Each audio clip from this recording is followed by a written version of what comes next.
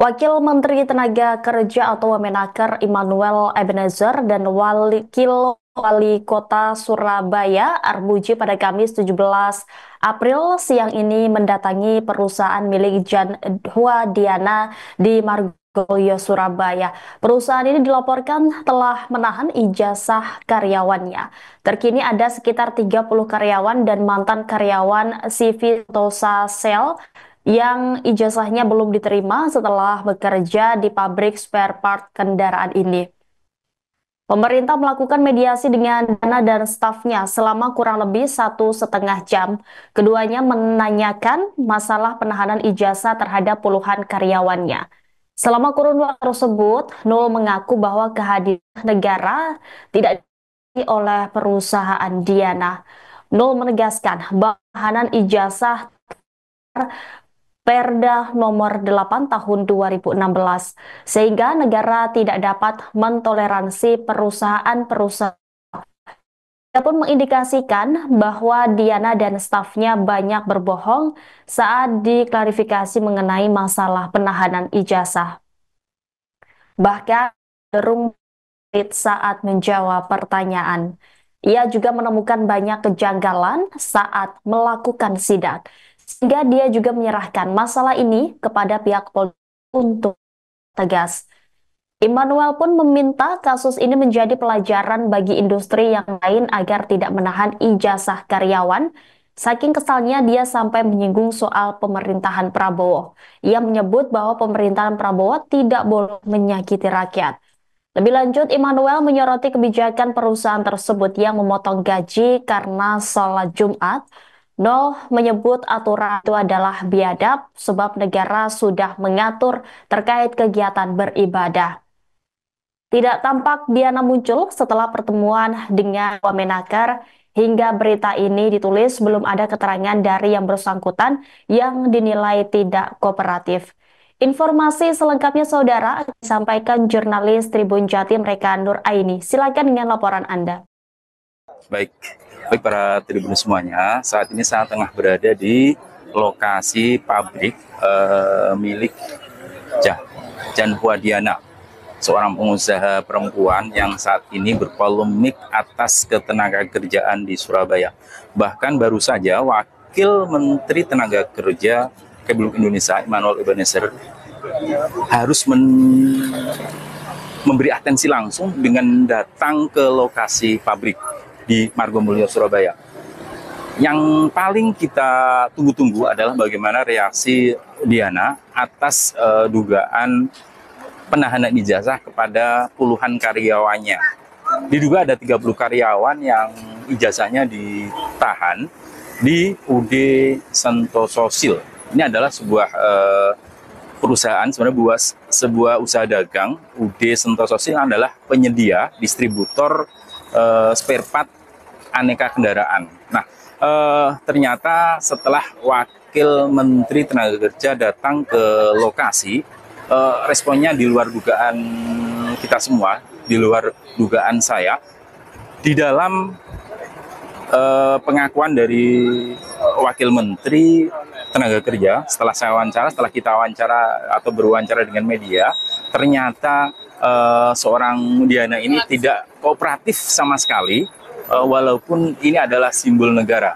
Tidak hanya Wakil Menteri Tenaga Kerja yang datang, Wakil Wali Kota Surabaya Armuji, kemudian ada pihak Polrestabes, itu pun tidak membuat Diana kooperatif atas polemik penahanan ijazah di lingkungan perusahaannya. Saking kecewanya Wakil Menteri Tenaga Kerja, dia harus menyerahkan semua ini ke proses hukum. Bahkan kepolisianlah yang akan merespon dan akan menindaklanjuti atas ulah Diana terhadap puluhan karyawannya. Demikian yang bisa saya laporkan langsung dari Margomulyo, Surabaya. Alamat perusahaan Diana, perusahaan penyedia spare part dari Surabaya. Kembali ke studio, terima kasih. Tidak dihargai, kemudian ya banyak hal-hal yang janggal ya. ada hal yang ditutup-tutupi, entah apa maksudnya, padahal ini hal yang sepele, karena kewajiban negara menjaga industrial ini tetap harmonis. Tapi kemudian ya saya nggak tahu, kita harus sebagai negara nggak dihargain. Saya pikir Pak Wali aja yang tidak dihargain, ternyata saya juga tidak dihargain.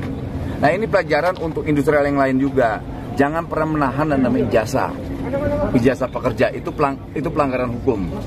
Itu pelanggaran hukum yang nggak boleh ditoleransi, apalagi di pemerintahan Pak Prabowo ini. Nggak boleh ada hal-hal begitu. Ya, namanya menyakiti hati rakyat itu nggak boleh. Jadi apa yang dilakukan Pak Wali ini udah benar dan tepat. Negara hadir. Bapak, negara hadir itu seperti apa secara detail artinya? Pertama, ini kan mempertahankan regulasi. Dengan kehadiran negara adalah mempertahankan regulasi yang ada. Kayak di Jawa Timur ada perda. Artinya ini harus ditindak atau bagaimana? Harus ditindak dong, harus ditindak, nggak bisa enggak, harus ditindak. Ada desakan untuk kepolisian juga, Pak. Hukumannya adalah gini, tindakannya biarkan aparat penegak hukum kita yang melakukan tindakan hukum. Biar nanti misalnya kayak Pak Wali kan ada beberapa kawan-kawan tuh ada 31 ijazah, 30 Pak? Iya, sementara yang dikuasakan ke kami 14 orang. Kuasa hukumnya ini ada 14 orang. Artinya mau 1 atau 2 atau 3 atau 4 perusahaan tidak punya hak untuk menahan ijazah. Apalagi di Jawa Timur ini udah ada perda. Apalagi artinya sanksinya bisa sampai penutupan usaha atau bagaimana Pak ini? Kami belum sampai ke sana. Nanti kita akan kaji soal itu. Tapi yang jelas hal-hal yang terkait hak buruh terkait ijazahnya itu nggak boleh. Undang-undang apa itu, Pak? Perda. Pak, selain itu kan ternyata kan mantan pegawai harus nebus 2 juta untuk bisa mendapatkan ijazah, Pak. Dan itu nebus langsung ke yang bersangkutan, Bu Diana ini, Bapak. Berkelit-kelit orangnya. Nggak mengakui semua. Nggak ngakuin. Bulat. Jadi saling tektok. Kita tanya Bu Veronica kenal nggak? Udah resign. Nggak taunya ternyata kita temuin ada di samping kerja. Dia bilang itu cuma main doang loh. Ini kantor, ini tempat bekerja, ini gudang, bukan tempat bermain. Jadi banyak hal-hal yang janggal lah. Jadi banyak yang aneh. Jadi nanti kita serahkan aja soal tindakan hukumnya ke aparat penegak hukum ya. Ini juga tidak dapat fasilitas. Pak, desakan kepada pihak kepolisi Pak agar ini benar-benar diungkap gitu secara Kami tidak detail, mungkin Pak. melakukan desakan, tapi yakin sekali bahwa kepolisian tahu apa yang sudah dilakukan. Baik, Pak Wamen kan datang dari Jakarta, Pak. Jalan apa aja, Pak? Jalannya apa aja? Banyak lah, saling menutupi satu sama lain. Upah di bawah juga, upah itu di bawah. Upah di bawah. Lembur juga tidak Jadi banyak hal yang, aduh. Pak Wamen terkait tentang pemotongan melarang untuk sholat Jumat bareng, Pak. Sholat Jumat dibatasi 20 UMK, menit. pembayaran juga di bawah UMK, terus sampai ada karyawan yang tidak digaji sama sekali, itu gimana Pak mungkin, Pak? Itu yang paling tepat. Jawabannya biadab. Ini republik yang diajarkan semua dilindungi namanya terkait agama. Dia mau ke gereja, dia mau ke masjid, dia mau ke pura, dia mau ke kuil, itu dilindungi oleh undang-undang. Kalau mereka melarang itu, ya tahu kan ada konsekuensi. Gitu loh. Pak, ini kan sudah terlihat meskipun tidak ada pengakuan, tapi sudah terlihat adanya bukti pelanggaran, Pak. Kita serahkan ke penegak hukum. Udah pasti kepolisian kita tahu apa yang harus dilakukan dah. Pak, akan ada evaluasi terkait perizinannya juga nggak, Pak? Pasti dong, nggak mungkin nggak. Nah, sampai saat ini, Pak, kita seperti semua apa, Pak? akan evaluasi, kita akan audit. Pak, sampai saat ini seperti apa, Pak? Ya nanti kita kasih tahu ya. Pak, selain ke pihak perusahaan, apakah sanksi juga dikenakan terhadap pemiliknya, Pak? Semoga. Jawabannya semoga. Barang yang di dalam itu ilegal atau gimana, Pak? Soal barang ilegal tidak itu bukan domain kami. Yang pasti serahkan ke aparat penegak hukum. Gitu. Oke ya. Oke. Download Tribun X sekarang. Menghadirkan lokal menjadi Indonesia.